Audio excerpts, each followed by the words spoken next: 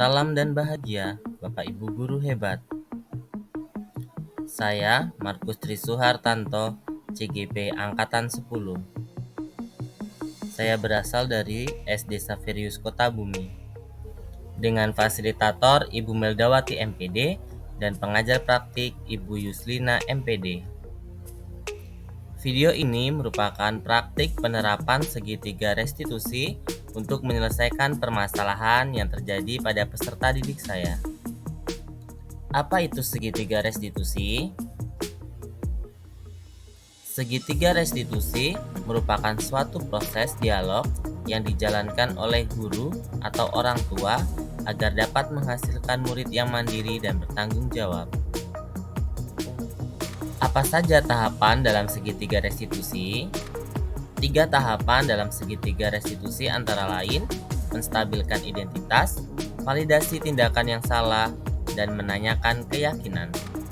Pada tahap menstabilkan identitas dilakukan berdasarkan prinsip membuat kesalahan adalah bagian dari proses pembelajaran dan menggeserkan identitas gagal menjadi identitas sukses. Pada tahap validasi tindakan yang salah, berdasarkan prinsip setiap perilaku berupaya memenuhi suatu kebutuhan tertentu, guru akan bergeser dari pemikiran stimulus respon menjadi proaktif, mengenali dan mengakui kebutuhan murid, akan memperbaiki hubungan dengan murid.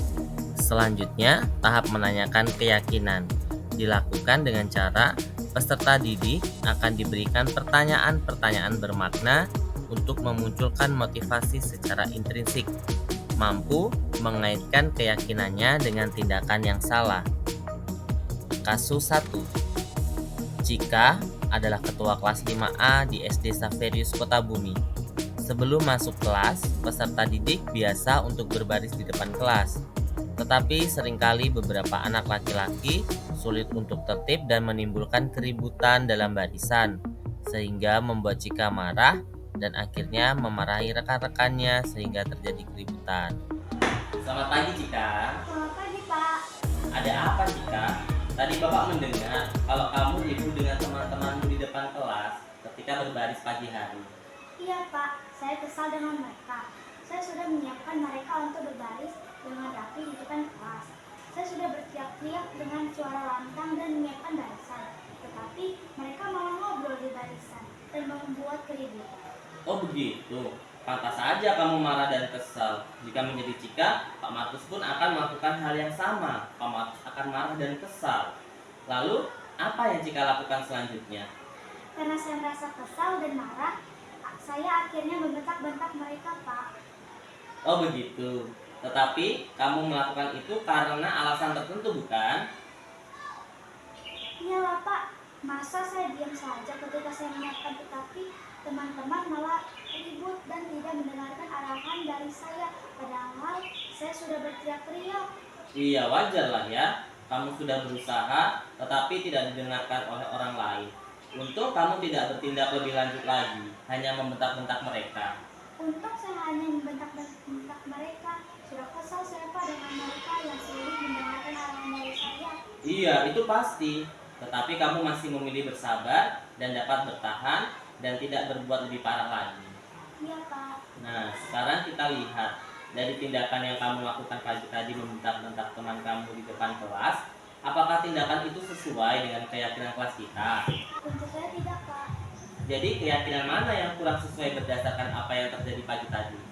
Keyakinan kurang menghargai orang lain, karena saya kurang bersabar, Pak. Jadi kamu yakin bahwa menghargai orang lain itu penting?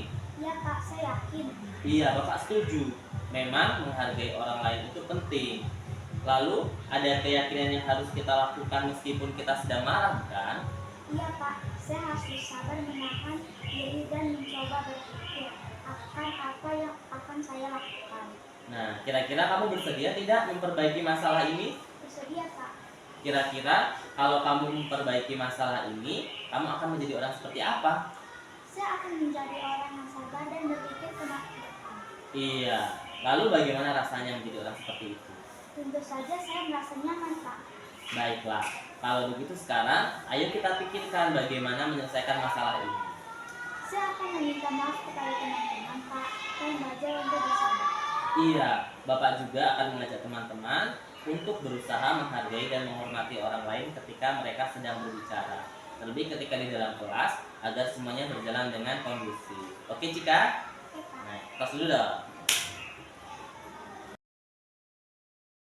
Selamat pagi, nama saya Cika Olivia Marpaung dari kelas 5A SD Saverius Kota Bumi. Saya senang sekali karena diajak berdiskusi sama Pak Markus pada hari ini. Karena saya tidak dimarahi, saya juga dapat bercerita tentang apa yang saya rasakan. Saya pun diajak untuk memikirkan solusi terbaik yang dapat saya lakukan untuk memperbaiki kesalahan saya. Kasus 2. Enzo dan teman-temannya seringkali bercanda dengan menyebutkan nama orang tua. Hal ini membuat suasana bermain menjadi gaduh di antara para siswa.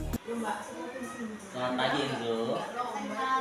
Enzo, tadi Bapak mendengar dari teman-teman kalau kamu sering mengejek teman-teman dengan menyebutkan nama orang tua mereka. Iya, Pak. Jika kamu masih ingat, sudah berapa kali kamu melakukan itu? Sekali, Pak. Menyebutkan nama orang tua teman-teman untuk bahan bercandaan itu bukanlah suatu hal yang baik, bukan? Iya, Pak. Enzo, berbuat kesalahan itu adalah manusiawi dan setiap orang pasti pernah melakukannya. Yang terpenting, kita harus mampu belajar dari kesalahan tersebut dan berusaha untuk memperbaikinya. Setuju ya? Setuju, Pak.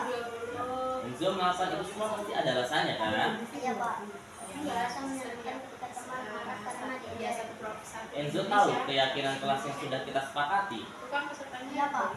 Kalau menyebutkan nama orang tua untuk bahan bercandaan sesuai dengan keyakinan kelas kita tidak? Tidak, Pak. Menurut Enzo, keyakinan kelas apa yang sudah Enzo langgar? Menghormati orang lain, terlebih orang yang tua, Pak. Menurut Enzo, menghormati orang lain itu penting tidak untuk Enzo? Penting, Pak. Karena dengan menghormati dan menghargai orang lain, saya pun akan dihargai dan menghormati orang lain sehingga tidak ada perselisihan. Betul, menghargai orang lain itu penting untuk kita. Kita dapat menciptakan suasana yang nyaman karena saling menghormati. Dengan menghormati orang lain, kita akan membantu menjaga hubungan baik kita dengan orang lain. Ya, Pak. Saya menyesal sudah mengejek nama orang tua dari teman-teman saya. Saya akan minta maaf kepada teman-teman. Iya, Enzo. Itu adalah sikap yang baik karena kamu mau meminta maaf kepada orang lain. Menurut kamu, apa yang akan kamu lakukan agar tidak mengejek nama orang tua lagi? Saya akan memainkan permainan yang lebih lain, yang lebih menyenangkan bersama teman-teman daripada mengejek nama orang tua. Nah, baik Enzo, kamu sudah menemukan jalan keluar dari masalah yang kamu hadapi.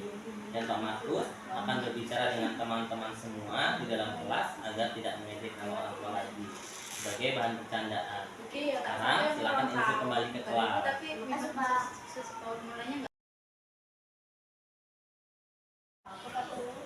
Perkenalkan, nama saya Mirza Taris Rizal, kelas 5A dari SD Saverius Kota Bumi. Terima kasih Pak Markus karena saya sudah diajak berdiskusi bahwa saya telah melakukan keyakinan kelas dengan mengecek nama orang tua dan menemukan dalam diri saya keberanian mengakui kesalahan dan dapat menemukan jalan keluar dari masalah saya. Terima kasih telah menyaksikan video ini. Salam guru penggerak, tergerak, bergerak, menggerakkan.